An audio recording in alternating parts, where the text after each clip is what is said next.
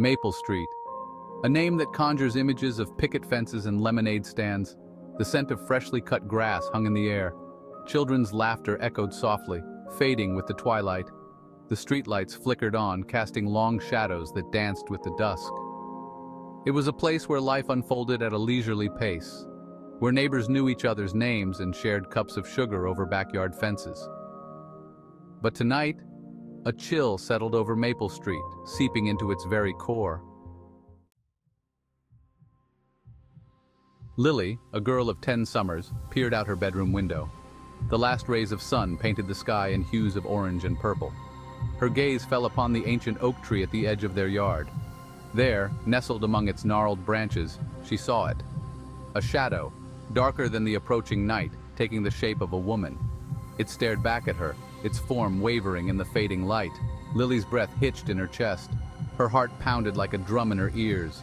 Fear, cold and sharp, pierced through her. She couldn't tear her gaze away from the figure. It was as if it was calling to her, beckoning her into the darkness. Mom, Dad, there's someone out there. Her parents rushed to her side, their faces etched with concern. What is it, sweetheart? What do you see?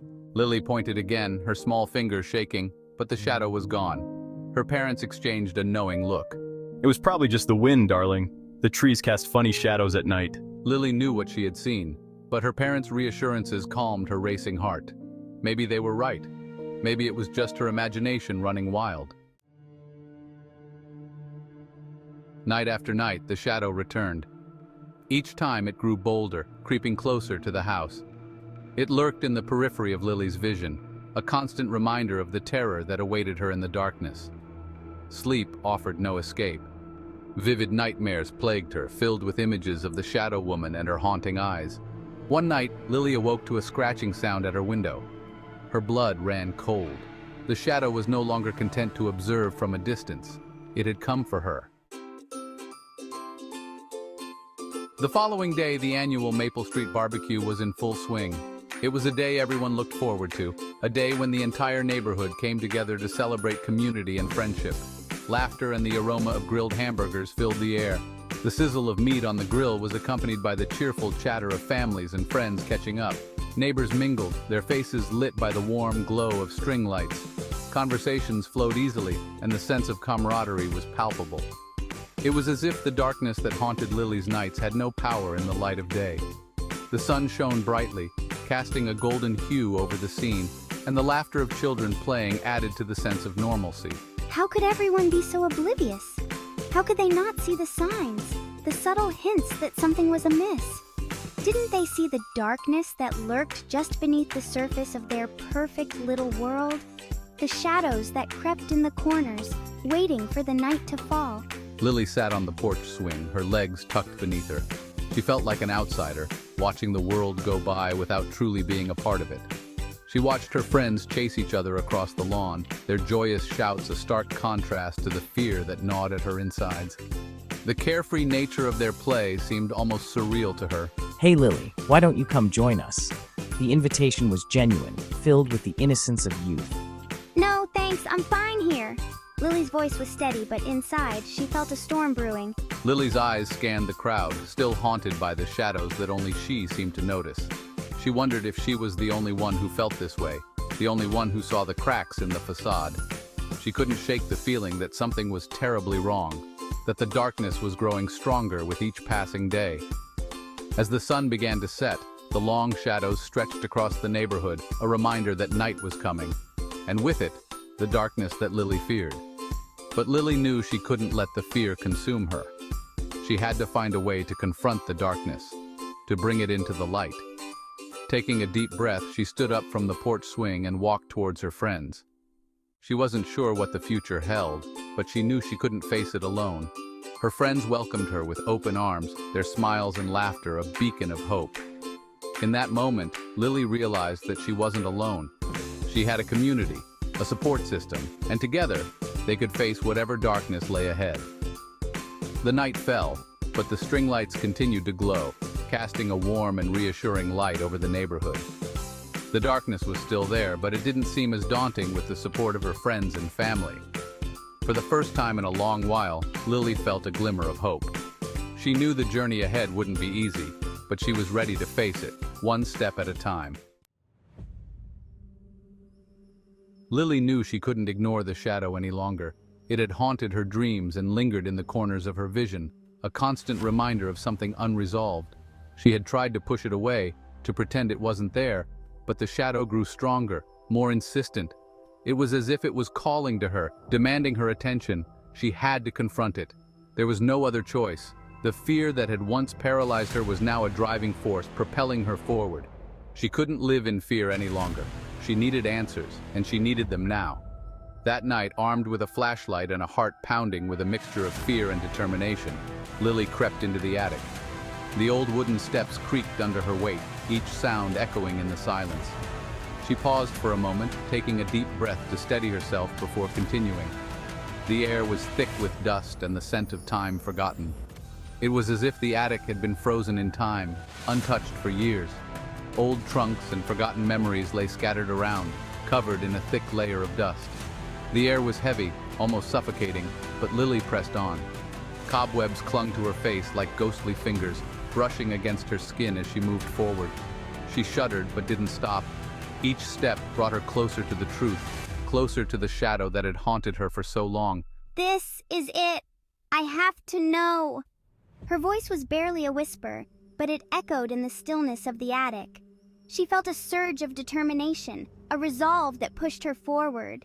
She made her way to the small, dusty window that overlooked the oak tree. The moonlight filtered through the dirty glass, casting eerie shadows on the floor. She could see the outline of the tree, its branches swaying gently in the night breeze. The shadow was there, waiting for her. It seemed to pulse with a life of its own, a dark presence that sent chills down her spine. But she didn't back away. She had come this far, and she wasn't going to turn back now. Its form was clearer now, more defined. It was no longer just a vague shape in the darkness. It had substance, a presence that was almost tangible. She could see the outline of a figure standing still, watching her. It was the figure of a woman in a long, flowing gown. The fabric seemed to shimmer in the dim light, moving as if caught in a gentle breeze. There was something hauntingly beautiful about her, a sadness that seemed to emanate from her very being. Her face was obscured by darkness, but Lily could sense her sadness, her anger. It was as if the woman was trapped, unable to move on, and Lily felt a pang of empathy. She knew what it was like to feel trapped, to be haunted by something you couldn't escape. Who are you? What do you want? Her voice was stronger now, filled with a determination that surprised even her.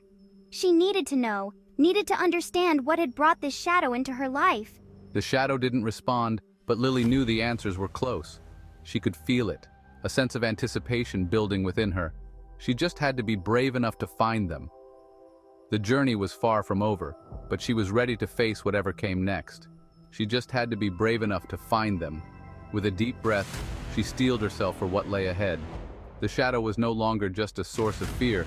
It was a mystery waiting to be solved, and Lily was determined to uncover the truth.